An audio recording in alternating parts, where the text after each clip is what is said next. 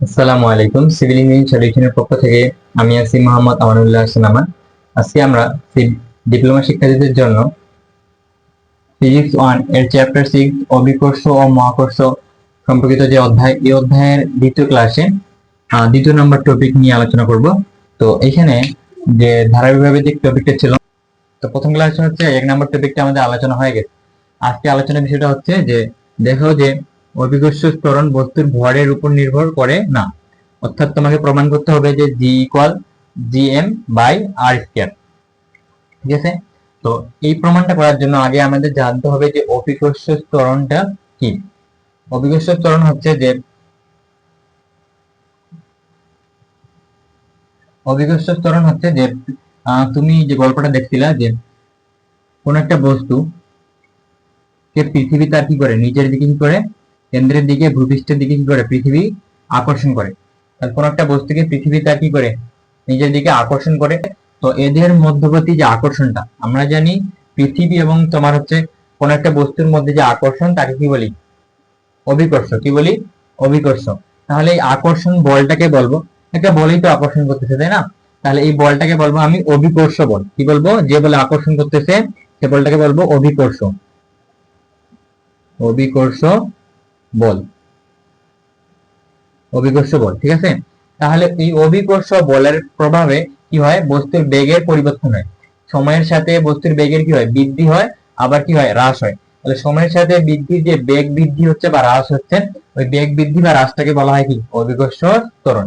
তাহলে আমরা এইভাবে বলতে পারবো যে অভিকর্ষ বলের ক্রিয়ার প্রভাবে বস্তুর বেগ বৃদ্ধির হারকে বা বেগের পরিবর্তনের হারকে কি বলা হয়? অভিকর্ষ ত্বরণ।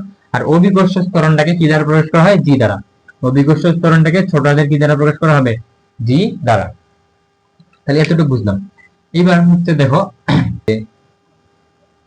এম ভরের একটি বস্তু, এটা হচ্ছে পৃথিবী থেকে আর দূরত্বে অবস্থিত। এখন পৃথিবী থেকে কি আর দূরত্বে অবস্থিত এম ভরের একটি বস্তু, আর পৃথিবীর ভরটাকে ধরলাম আমি এম।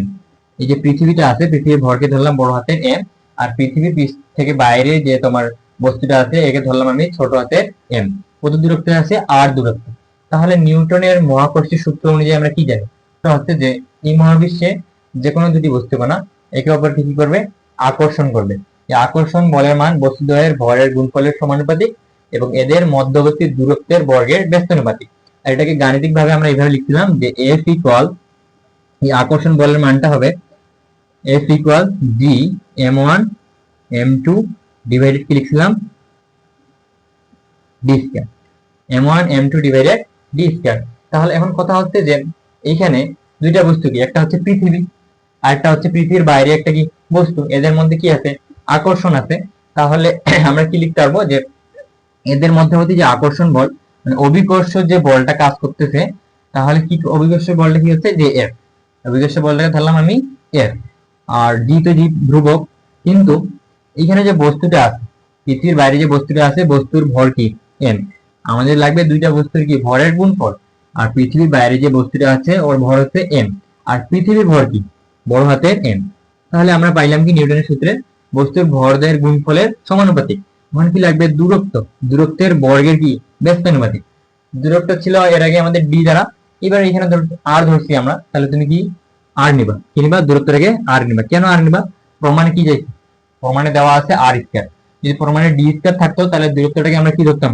ডি ধরেই করতাম। কিন্তু প্রমাণে যেহেতু আর স্কয়ার দিয়ে দিতে, তাহলে তুমি এখানে কি ধরবা? প্রমাণে আর প্রমাণের সময় তুমি কি করবা? দূরত্বটাকে কি ধরবা? আর ধরবা। তাহলে আমরা এটা যদি সাজাই লিখি, প্রমাণ ধরি পৃথিবীর ভর ভর এম। পৃথিবীর ভরটাকে ধরছি বড় হাতে এম।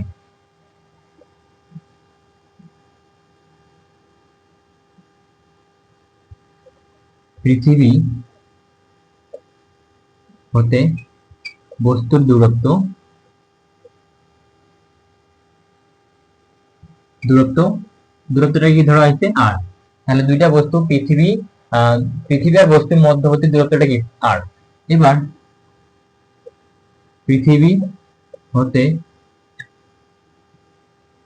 আর দূরত্বের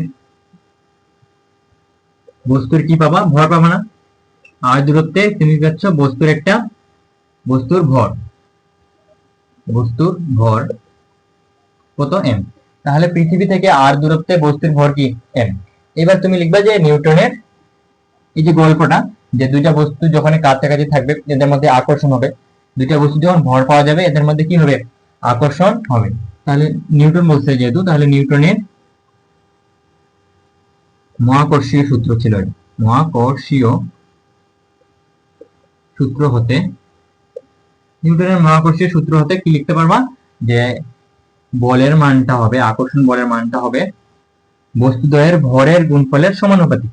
তাহলে এটা ছিল ধ্রুবক, আর সূত্রটা আমাদের ছিল কি F ইকুয়াল m1 m2 হচ্ছে কি d স্কয়ার।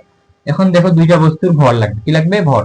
তাহলে একটা বস্তুর ভর হচ্ছে কি বড় হাতের m, আর পৃথিবীর ভর, আর হচ্ছে বস্তুর ভর কি ছোট হাতের m। তাহলে আমরা ভর পেয়ে গেলাম, ঠিক আছে। আর নিচে লাগবে কি আমাদের দূরত্ব, কি লাগবে, নিচে লাগতেছে কি দূরত্ব। এখন দূরত্বটাকে এখানে d দ্বারা প্রকাশ করা হয়েছিল, কিন্তু আমাদের প্রমাণে লাগতেছে কি r। তাহলে এখানে দেখো দুইটা বস্তুর মধ্যবর্তী দূরত্ব কত বলো তো, r না। নিচে দিতে হবে কি r স্কয়ার।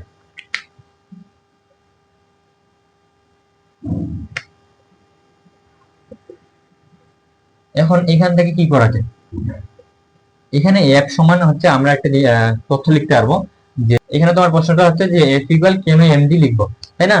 তো নিউটনের গতি সূত্র থেকে আমরা বলতে পারি যে F ইকুয়াল mg। নিউটনের যে দ্বিতীয় সূত্র ছিল এখান থেকে আমরা প্রমাণ করছিলাম না গত অধ্যায়ে, F ইকুয়াল কি লেখা যায় m a, F equal m a।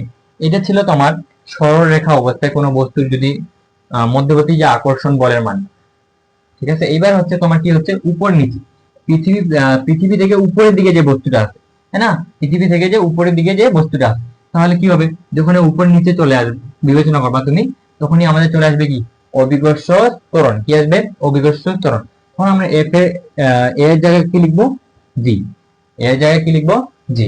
এখন কথা হচ্ছে যে এই যে এফ এর জায়গায় আমরা এম জি লিখলাম। এখন বলো এম যে একটা ভরের যে বস্তুটা আছে, এম ভরের বস্তু, এটা তো ভর, এর ওজন থাকবে না, বস্তুর একটা কি থাকবে, ওজন থাকবে। আর আমরা জানি ওজন সবসময় কি করে, তার নিচের দিকে ক্রিয়া করে। তাহলে ওজন কি করতেছে, যে বলে তোমার টানতেছে, যেই বলে টানতেছে তোমার পৃথিবী বস্তুটাকে, তাহলে এর ওজনের পরিমাণটা একই হবে না, কারণ ওজন সবসময় কি করে, নিচের দিকে কাজ করে। তাহলে যেই বলে টানবে ওর ওজনটা কি হবে, সেম হবে। তাহলে আমরা বলতে পারি যে বল, এই যে এফ বল সমান কি লেখা যায়, ওজন। আর ওজন সমান কি লেখা যাবে, ডাব্লিউ। আর আমরা জানি যে ডাব্লিউ ইকুয়াল কি লেখা যায়, এমজি। তাহলে এমজি সমান তুমি কি লিখতে পারছো, ওজন বা ডাব্লিউ। তাহলে এখানে তোমার আকর্ষণ বলটা মানে মহাকর্ষীয় বলটা, এই যে মহাকর্ষীয় আকর্ষণ বলটা, এটার ওজনটা কি হবে, যে বস্তুর যে ওজনটা এটা কি হবে, সমান। তাহলে আমরা লিখতে পারতেছি যে নিউটনের দ্বিতীয় সূত্র হতে F equal MG, F equal গতি বিষয়ের দ্বিতীয় যে সূত্র এটা থেকে লিখতে পারতেছি এফ ইকুয়াল এমজি। তো এইদিকে দেখো জি এম আর ছোট হাতের এম ডিভাইডেড আর স্কয়ার। এখন দেখো এদিকের এম আর এদিকের এম কি যাবে, কাটা যাবে। আমাদের প্রমাণে এটাই বলছে যে অভিকর্ষ ত্বরণ যখন তুমি নির্ণয় করতে চাইবা, এখান থেকে অভিকর্ষ ত্বরণ জি এর মানটা নির্ণয় করতে চাইবা, তখন তোমার বস্তু ভরের উপর নির্ভর করবে না। জি এর মানটা কিসের উপর নির্ভর করে না, বস্তুর ভরের উপর নির্ভর করতেছে না। দেখো জি এর মানটা নির্ণয় করতে যায়, দেখো ভরগুলা কি যাচ্ছে, কাটে যাচ্ছে। তাহলে এখানে থাকতেছে জি এম ডিভাইডেড কি আর স্কয়ার। তাহলে বস্তুর ভর ছিল কি এম না, বস্তুর ভর থেকে আমরা কি ধরছি, এম ধরছি। তাহলে এম গুলো তো কাটে চলে যাচ্ছে। তাহলে জি এর মান নির্ণয় করতে যায় কি বস্তুর ভরকে বিবেচনা করা হচ্ছে না। তাহলে বিষয়টা এরকম যে যদি 5 কেজি ভরের বস্তু হয় আর যদি 10 কেজি ভরের বস্তু হয়, তাহলে জি এর মানের কোনো পরিবর্তন হবে না। পরিবর্তনটা হবে তোমার স্থান ভেদে, জায়গা ভেদে, কিন্তু ভরের কারণে কিন্তু জি এর মানের পরিবর্তন হবে না। কেমন করে বলা যায়, ধরো তোমার এখানে ভরের কথা বিবেচনাই আসবে না, কারণ যদি কোনো একটা বস্তুর ভর যদি হয় 2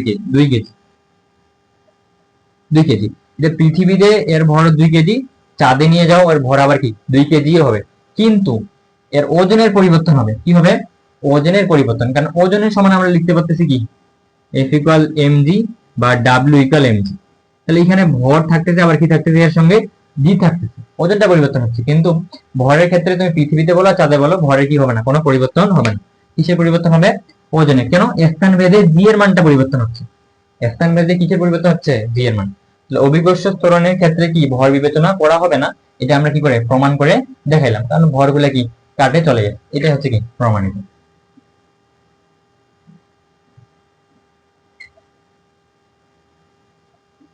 তাহলে এই জায়গায় তুমি লিখবে কি, যে এফ ইকুয়াল যে এমডি লিখলা, এটা হচ্ছে নিউটনের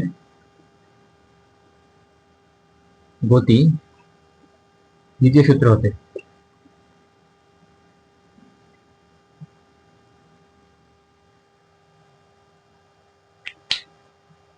তো আজকের ক্লাসটা এই পর্যন্ত। তো এর পরবর্তী ক্লাসে আমরা হচ্ছে ভূপৃষ্ঠ হতে এইচ উচ্চতায় জি এর মান বের করব। তো তোমাদের যদি ক্লাসগুলো ভালো লেগে থাকে, আমরা অবশ্যই লাইক, কমেন্ট এবং শেয়ারের মাধ্যমে শেয়ার করে দিবা বন্ধুদের মাঝে। আর দেখা হচ্ছে পরবর্তী ভিডিওতে। আমাদের হচ্ছে 3 নাম্বার টপিকটা নিয়ে আলোচনা করা হবে। তো আমরা সবাই ভালো থাকো, সুস্থ থাকো। আসসালামু আলাইকুম ওয়া রাহমাতুল্লাহি ওয়া বারাকাতুহু।